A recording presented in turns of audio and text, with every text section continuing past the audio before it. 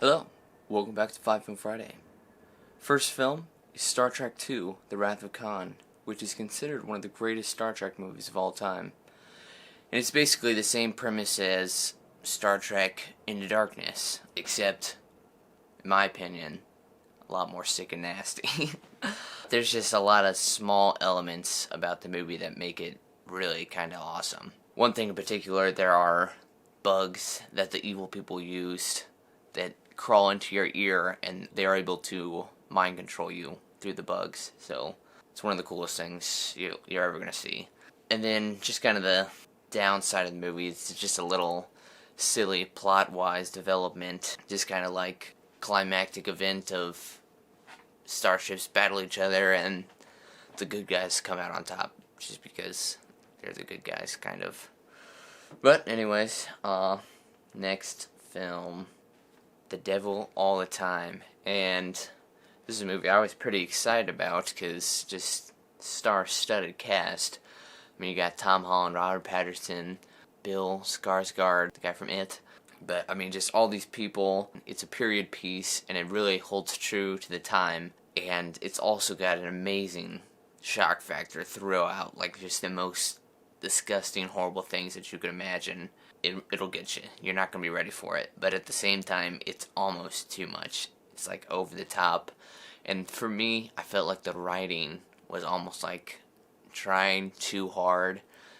Like, it's really cool how they, like, intermingle so many stories and they all come together in some way, but, like, it felt like a stretch, I guess, and there were just scenes that were, like, over the top, like Tom Holland going and beating up 3 of these bullies, and he does it without, like, them fighting back towards him at all, so it didn't really make sense to me.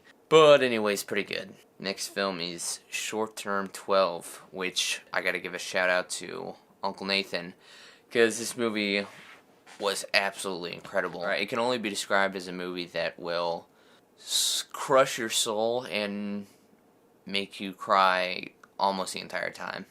It's about a short-term living home for abused children, and so just on that premise alone will almost bring tears to your eyes, but it's just very emotional and very in-depth character analysis. Just a tragedy that you don't really think about on the day-to-day. And then, next film, it's probably one of the greatest films I've ever seen. Totally surprising. Time Bandits. I had never heard of this, just saw it on a movie list, and it was so incredible. It was just the adventure of a lifetime.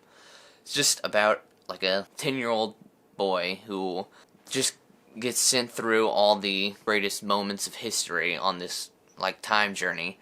And it's everything that you would want and expect from that premise.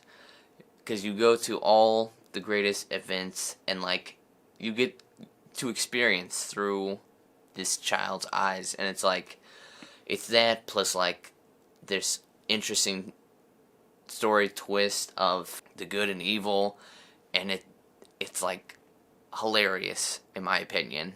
And also just like these small elements of adventure to the story that like can easily be overlooked, but to me it was amazing how original everything about the movie was.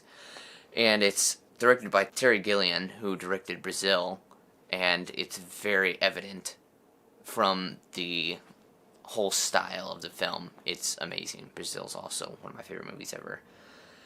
And then, last movie is just the movie Witness, which stars Harrison Ford, and the best way I can describe it is Han Solo going Amish. Because it's just Harrison Ford playing like a kind of a badass cop kind of guy, and there's someone who saw a murder who is Amish, and he is forced to go live with them to protect them and himself. But, I mean, he, like, just does the Amish lifestyle. I mean, it's pretty interesting.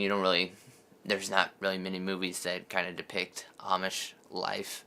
But, of course, there's a love triangle of him falling in love with the Amish woman, and them kind of, like, going against the values of Amish culture. I mean, it was kind of just your basic thriller action movie, but kind of fun Amish twist to it. And that's the 5 films of the week. And I'll catch you back next week.